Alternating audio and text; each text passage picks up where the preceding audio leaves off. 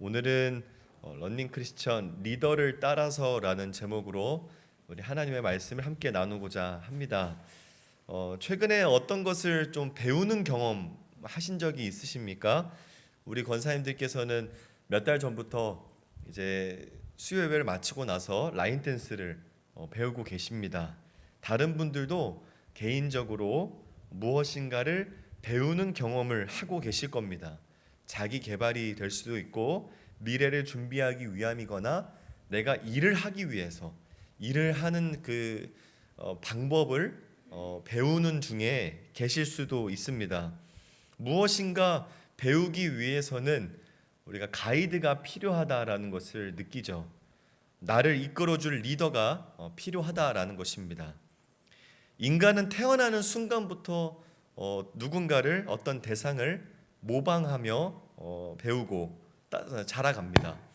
갓 태어난 아기가 혼자서 이 세상을 배워갈 수는 없죠. 한 인격체로 자라가는 그 과정에서 아기는 부모나 타인의 언행을 관찰하고 모방하면서 배웁니다. 가이드가 필요한 것이죠. 러닝을 처음 시작할 때 무작정 뛰면 다칠까봐 안전하고 바르게 뛰는 방법을 알고 싶었습니다. 그래서 유튜브에 러닝하는 방법 이렇게 치니까 러닝화의 중요성, 러닝화의 종류부터 해서 러닝에 필요한 스트레칭, 뛰는 자세, 뛰는 방법, 주의사항 이런 것들을 아주 자세하게 다양한 컨텐츠로 영상이 올라와 있는 것을 보았습니다. 그래서 꼼꼼히 그 영상들을 보고 익혔습니다. 그래도 막상 혼자 뛰려니까 좀 막막하고 불안해서 알아보니까 나이키 브랜드에서 러닝 어플을 만들어서 운영을 하고 있더라고요. 그래서 그 러닝 어플을 깔아서 살펴보니까 내가 오늘 몇 킬로미터를 달렸는지, 얼마의 속도로 달렸는지, 몇 분 페이스로 달렸는지, 칼로리는 얼마나 소모했는지 이런 것들을 자세하게 알려주는 것이 굉장히 유용하더라고요. 근데 그것뿐만 아니라 더 유용했던 것은 초보자인지 중급자인지 내가 지금 어떤 러닝을 하고 싶은지 그 니즈에 따라서 그 리스닝 컨텐츠가 있었습니다. 그래서 귀에 이어폰을 꽂고 그 리스닝 컨텐츠의 가이드를 따라서 러닝을 하면 되는 거예요. 지금은 어떤 속도로 달리세요? 혹시 어깨는 힘이 들어가지 않았나요? 지금 천천히 달리고 있었지만 더 천천히 달려보세요. 우리가 하는 것은 회복에 집중이 되어 있습니다. 이러면서 막 동기부여까지 해주고 제가 지금 달리는 구간마다 말을 하지 않고 달리기에 집중할 수 있도록 도와주기도 하고 이런 리스닝 컨텐츠가 있었어요. 저에게는 그 리스닝 컨텐츠가 리더였습니다. 파이팅을 주기도 하고 어떤 자세로 뛰어야 되는지 어떤 속도로 뛰어야 되는지 주의해야 될 것은 무엇인지 지금 집중할 수 있도록 도와주기도 하고 자세하게 좀 안내를 해주는 정말 많이 도움이 되었어요. 가끔 그 아침에도 러닝 크루를 만나기도 합니다. 제가 달리고 있으면 맞은편에서 러닝 크루가 오기도 하고 저를 이렇게 지나쳐서 러닝 크루가 가기도 하는데 그 중에 그 특징 중에 하나가 무엇이냐면 러닝 크루는 2열로 달리거나 혹은 1열로 이렇게 그룹을 지어서 달리기를 하는데 옆에 항상 한 사람이 톡 튀어나와서 그 러닝을 이끌어가는 것을 보게 됩니다. 리더가 있는 것이죠. 그 리더가 이끄는 그 속도의 페이스를 따라서 이 크루원들이 그 달리기를 하고 안내에 따라서 주의해야 될 것들 뭐 그런 가이드에 따라서 속도를 조절하고 달리기를 하는 것입니다. 저와 여러분도 마찬가지이죠. 인격, 내가 가지고 있는 비전, 생활, 신앙, 모든 관계, 직업, 윤리, 여가 생활, 뭐 결혼, 소비하는 것 모든 면에서 우리도 가이드가 필요합니다. 이 달리는 것뿐만이 아니라 우리 인생의 모든 전반에 걸쳐서 우리는 가이드가 필요하다는 거예요. 예수를 믿지 않아도 인생을 살아갈 때 가이드가 필요한데 우리는 예수를 믿어서 새로운 피조물 되지 않았습니까? 그냥 이 땅을 사는 모든 삶의 순간이 다 처음이고 도전이라서 이 그 자체가 벅찬데 그리스도인으로서의 정체성으로 거듭나니까 이거 여간 복잡한 게 아니에요. 내가 인간으로 살아가는 것도 어려운데 그리스도인으로 살아가는 그 순간순간들이 굉장히 이게 쉬운 부분들이 아닙니다. 오늘 성경의 이 고린도 교회도 아주 곤혹스러운 문제를 경험하고 있습니다. 이 대표적인 것이 음식 문제입니다. 전에는 전혀 문제가 되지 않았던 부분인데 그리스도인이 되니까 복잡해진 거예요. 이 음식 문제는 고린도전서 8장에서부터 계속 다루어지고 있는 아주 중요한 문제였습니다. 이 우상에게 바쳐졌던 고기가 신자가 먹는 식탁에 올려지는 그런 문제에 대한 부분을 다루고 있습니다. 그 음식 문제가 단순하지가 않은 것이 시장에서 파는 고기들의 그 출처가 분명하지 않았기 때문입니다. 신전에서 제사에 드려졌던 그 고기는 일부에 불과합니다. 큰 한 마리에 예를 들어서 소를 바쳤다 그러면 일부만 그들이 믿는 신에게 바쳐지고 나머지는 제사장이나 사제, 그 제사에 참여한 참여자들, 그 다음에 그 외에는 시장에 유통되어서 그 고기가 팔렸습니다. 그래서 그리스도인들 가운데 이 고기를 사서 먹는 것에 관하여서 불편감을 느끼고 정죄감이 생기는 그런 문제가 발생한 것입니다. 복잡해진 거예요. 이전에는 그냥 사 먹어도 문제가 없었는데 그리스도인이 되어서 하나님만을 섬기는 사람이 되고 나니까 이 문제가 꺼려지는 것입니다. 거치는 것이 된 거예요. 이 음식에 관한 부분, 그것도 우상에게 바쳐졌다가 시장에 내놓아진 고기에 관한 부분을 다루는 데만 해도 3장에 걸쳐서 다루어지고 있는 아주 중요한 부분입니다. 문제입니다. 이 고기에 관한, 음식에 관한 부분도 이런데 인생의 전반에 걸친 여러 문제들은 얼마나 더 많이 우리에게 있어서 중요하겠습니까? 가이드가 필요한 거예요. 그래서 바울이 이 문제에 관하여서 가이드를 제시합니다. 10장에 그 가이드가 제시되는데 25절에서 33절까지의 내용의 핵심을 파악한다면 이와 같이 좀 요약해 볼 수 있을 것입니다. 신앙의 양심에 따라 자유롭게 하되 사랑으로 절제하라라는 것입니다. 시장에서 파는 고기를 사서 먹을 때나 이웃의 집에, 특히 불신자의 집에 초청이 되어서 그가 내놓은 음식, 식탁에 올라온 음식을 먹을 때나 그 출처가 어디인지 물어보지 말고 그냥 양심에 따라 먹으라는 것입니다. 자유롭게, 주 안에서 자유롭게 먹되 상황에 따라 누군가의 유익이나 구원함을 위해서 사랑함으로 절제하고 경계해야 될 때가 있음을 분명히 하고 있는 것이죠. 아주 명확한 가이드입니다. 단순히 오늘 바울이 고린도 교회를 향하여서 먹든지 마시든지 무엇을 하든지 하나님의 영광을 위해서만 하면 돼 라고만 이야기했으면 조금 아리송하고 여전히 헷갈렸을지 모르겠어요. 좀 추상적이지 않습니까? 그런데 신앙 양심을 따라서 자유롭게 하되 사랑으로 절제해야 되는 순간을 명시함으로써 좀 명확하게 우리에게 이 가이드를 제시하고 있는 것이죠. 그래서 그 당시의 그리스도인들에게는 아주 큰 도움이 되었을 것입니다. 이처럼 예수를 믿고 난 후에 우리에게는 명확한 가이드가 필요합니다. 우리를 이끌어줄 리더가 필요하다라는 것이죠. 우리는 혼자서 무작정 달리는 것이 아닙니다. 저도 혼자 달리지만은 리스닝 컨텐츠의 도움을 받지 않습니까? 여러분 혼자 달리면 어렵습니다.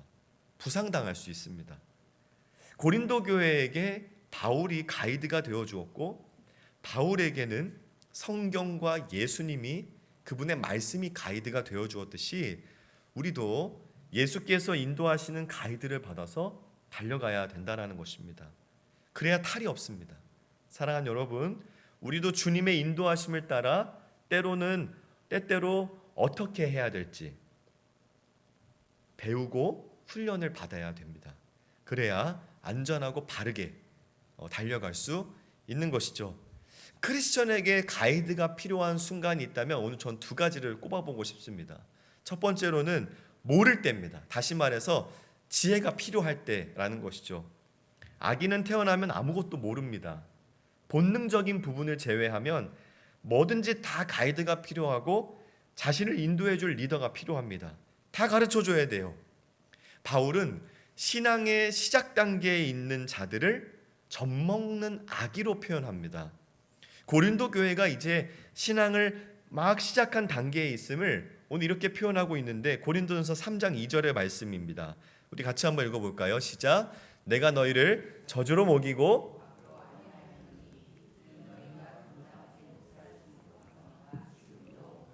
아멘. 고린도 교회에게 바울이 저주로 먹였다.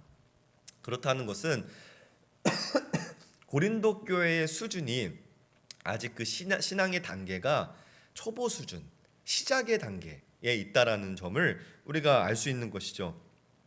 히브리서 기자도 그 독자를 향하여서 이렇게 표현한 바가 있습니다. 히브리서 5장 12절인데요. 같이 한번 보겠습니다. 때가 오래되었으므로 너희가 마땅히 선생이 되었을 터인데 너희가 다시 하나님의 말씀의 초보에 대하여 누구에게서 가르침을 받아야 할 처지이니 단단한 음식은 못 먹고 젖이나 먹어야 할 자가 되었도다. 맥락은 좀 다르지만은 표현은 같습니다. 신앙의 시작, 초보 단계는 젖먹이와 같이 먹여줘야 되고 단단한 것이 아니라 부드러운 음식을 먹어야 할 만큼 어리다라는 것입니다. 다 가르쳐줘야 되는 그런 존재라는 것이죠. 하나님의 말씀을 그냥 먹이는 것도 아니고 부드럽게 해서 그냥 넘길 수 있도록 도와줘야 되는 부분이 바로 이 신앙의 초보 단계에 있을 때의 우리들의 모습입니다.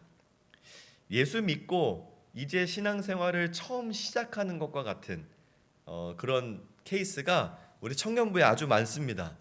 교회 생활을 오래 했지만 신앙의 초보 단계에 있는 청년들도 있고 이제 신앙생활을 처음 교회에 발을 붙여서 시작하는 그런 청년들도 있습니다. 같이 신앙생활을 하다 보면 대화를 하다 보면 정말 하나하나 다 가르쳐줘야 됩니다. 그 말씀을 설교를 하고 나서 소그룹을 할 때 제가 종종 그 모임에 들어갑니다. 왜냐하면 그 소그룹을 인도하는 청년들도 모를 때가 너무 많기 때문에 그렇습니다. 그래서 그 청년들이 가지고 있는 질문, 오늘 설교를 듣고 나서 이해가 되지 않는 부분들 하나하나 조목조목 그들의 삶에 적용되어서 더 자세하게, 더 디테일하게 쉽게 풀어줘야 될 필요가 있습니다. 때로는 청년들이 저한테 카톡이나 또 전화로 만나서 그들의 삶에 있는 문제들, 신앙과 부딪히는 그런 부분들에 대해서 질문을 합니다. 그럴 때 그들이 이해할 수 있도록 도와줘야 돼요. 교회 출석한 지가 오래된 어른들도 이 신앙생활을 해야 될 때 인생을 살아가면서 내가 가지고 있는 신앙과 부딪히는 순간들을 마주할 때 어떻게 해야 될지를 모를 때가 너무나 많습니다. 부딪히지 않더라도 내가 예수 믿는 사람으로서 어떤 말을 해야 되고 어떤 행동을 해야 되고 어떤 선택을 해야 되는지를 잘 모를 경우가 많아요. 그런데 잘 안 물어봅니다. 모르면 물어봐서 가이드를 받아야 되는데 잘 안 여쭤보세요. 그 목회자라는 역할이 바로 그런 역할입니다. 모르면 함께 고민하고 답을 찾아가야 하는 역할이 바로 목회자예요. 그러니까 여기 계신 분들을 포함해서 모든 우리 성도님들이 목회자를 좀 괴롭히셔야 돼요. 우리가 바쁘지만은 계속 좀 만날 때마다 정말 계속 고민도 상담하시고 또 모르는 부분들, 성경의 어려운 부분들을 자꾸 물어보셔서 괴롭히셔야 됩니다. 그래서 저도 만약에 모르는 부분, 어려운 부분이라면 같이 고민하면서 같이 답을 찾아가는 그런 과정에 우리가 더 성장하는 그런 것들을 경험하게 될 것입니다. 여러분, 삶의 모든 순간은 선택입니다. 무엇을 먹어야 될지, 누구와 함께 해야 될지, 어떤 말과 행동을 해야 될지 다 선택이에요. 어떤 문화와 소비, 관계에 있어서 우리는 때마다 시마다 바른 선택을 해야 됩니다. 한 인간이 어떤 선택을 해야 될 때는 기준이 있죠. 때에 따라서 나의 어떤 기호가 있을 수 있고 타인의 어떤 입장이 있을 수 있을 것이고 상황이 있을 수 있을 것이고 내가 가지고 있는 신념 혹은 종교가 될 수도 있을 것입니다. 그런 기준들이 선택을 좌우하죠. 크리스천들에게도 기준이 필요합니다.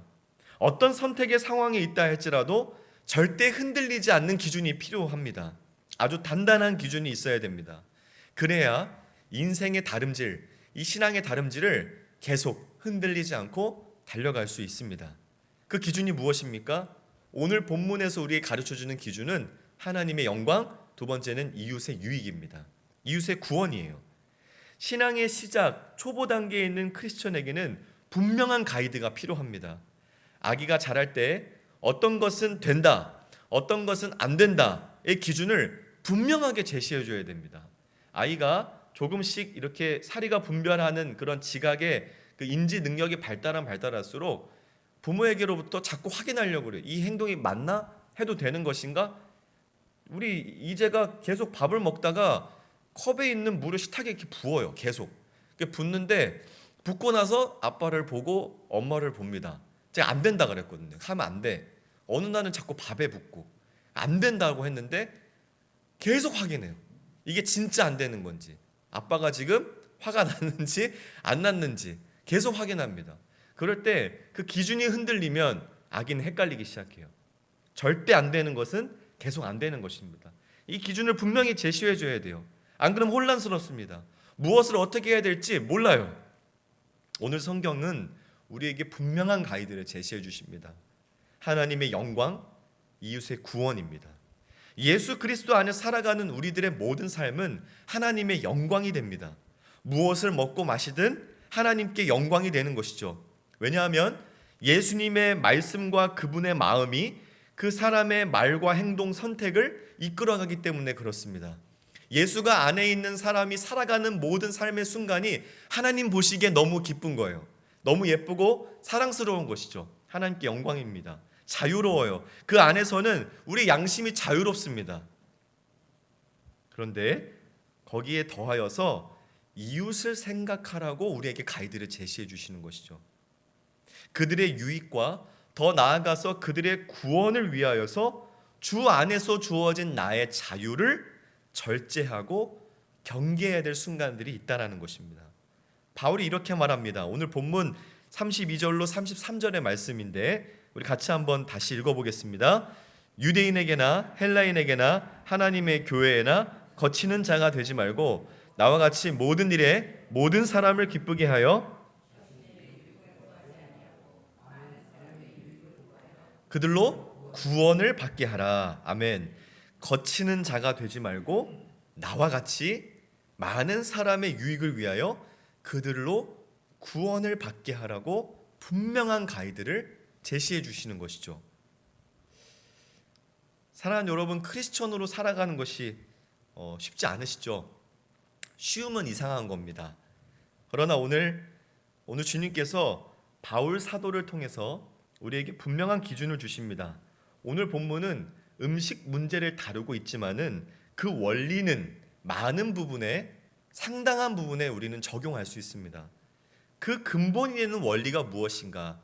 바울이 오늘 하나님께 영광, 이웃의 구원, 유익, 이 기준을 제시하는 근본 원리가 무엇인가? 우리가 깊이 고민해 볼 때 예수님의 마음이 보이는 것이죠. 예수님이 제자들에게 가르쳐 주신 우리가 이 땅을 살아가야 될 분명한 기준 있지 않습니까? 하나님 사랑, 이웃 사랑입니다. 하나님 사랑, 이웃 사랑. 이 가이드라인을 따라서 인생을 살게 될 때에는 우리는 복잡하고 어려운 삶의 문제들을 지혜롭게 헤쳐나갈 수 있을 것입니다. 적어도 헷갈리거나 길을 잃어버리지 않을 수 있다는 것이죠. 주 안에서 자유롭게 하나님의 영광을 위해서 하고 이웃의 유익을 구하는 그런 삶을, 그런 가이드를 가지고 신앙의 다름질을 바른 길을 따라 계속 바른 자세를 유지하면서 계속 달려가시기를 주님의 이름으로 축복합니다. 두 번째로 우리에게 가이드가 필요할 때는 성장이 필요할 때입니다. 첫 번째는 아무것도 모를 때 두 번째는 성장이 필요할 때. 지난주에 제가 이제 러닝 3km를 뛰어서 완주했다라고 말씀드렸습니다. 뛰어서 완주하는 것이 저의 작은 목표였습니다. 중간중간 이렇게 걷게 되는 구간들이 있었는데 걷지 않고 뛰어서 완주하는 게 저의 목표였어요. 그런데 그 목표를 이루고 나니까 더 성장하기 위한 가이드가 필요했습니다. 그 기준이 되는 것이 무엇인가 보니까 바로 페이스라고 하는 것이었습니다. 페이스. 러닝하는 분들이 자꾸만 뭐 4분대 페이스다, 5분대 페이스다, 6분대, 7분대, 8분대 페이스다 이렇게 말을 하는데 이 뭔가 했어요. 근데 이걸 제가 알아보니까 1km를 몇 분에 뛰는가를 가리키는 것이 페이스라고 합니다. 근데 이 페이스가 러너의 수준을 말해준다라고 합니다. 그러니까 7분대로 달리는 사람은 7분대 페이스는 초보 러너예요. 6분대 페이스는 일반적으로 달릴 수 있는 일반 러너의 수준이 된 겁니다. 5분대는 중급 이상, 4분대는 4분대 이하는 상급자로 구분할 수 있다라고 그래요.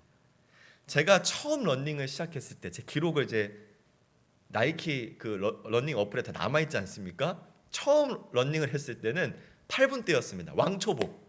이게 막 거북이처럼 뛰는 것이죠. 회복을 제가 초점을 두고 있었기 때문에.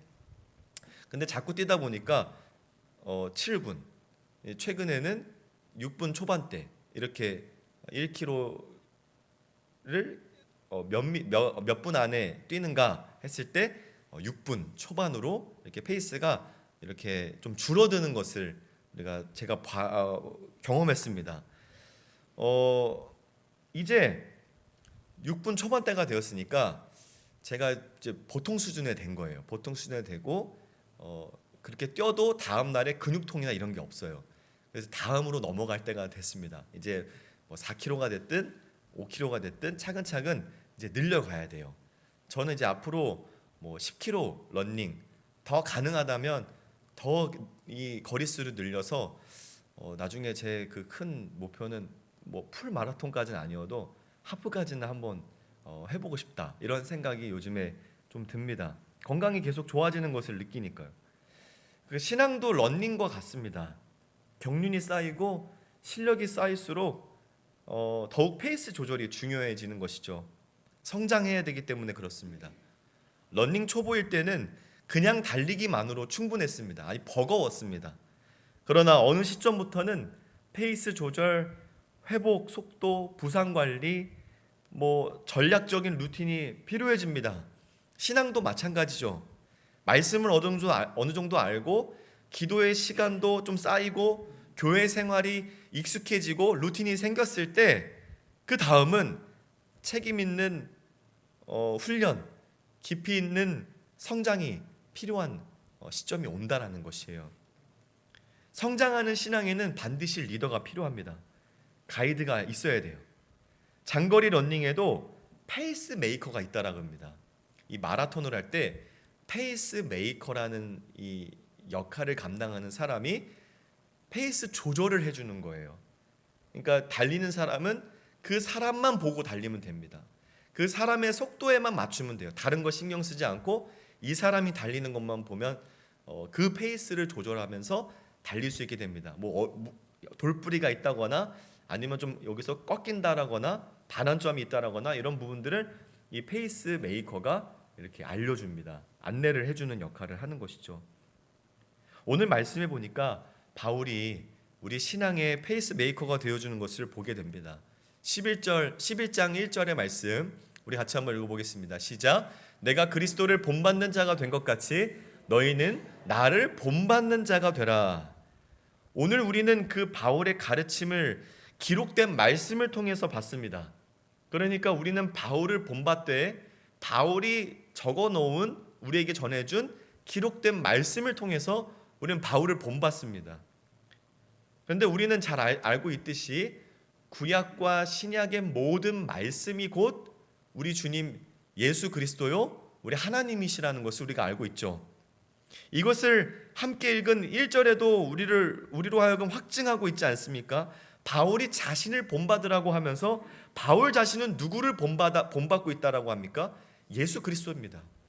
그러니까 바울을 본받아서 페이스메이커인 바울을 따라서 달리기를 하게 될 때 우리는 결국에는 궁극적으로 누구를 보면서 달리게 되는 것이냐면 예수를 보면서 달리게 되는 것이죠. 예수님을 따라서 우리의 인생을 다름질하게 되는 것입니다. 그 예수님이 페이스메이커가 되어주셔서 우리와 함께 달리고 계시다라는 것이죠.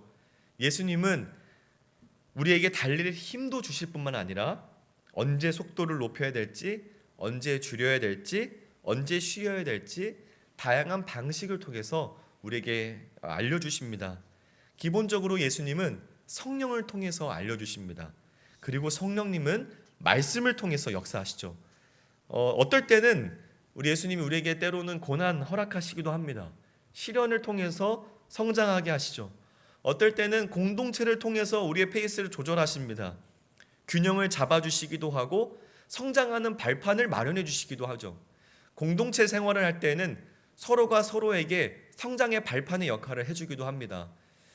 그 상대방이 서로의 이 형제 자매들이 긍정적인 측면으로 성장의 발판을 마련해 주기도 하고 부정적인 모습을 보여줘도 성장의 발판을 마련해 주기도 합니다.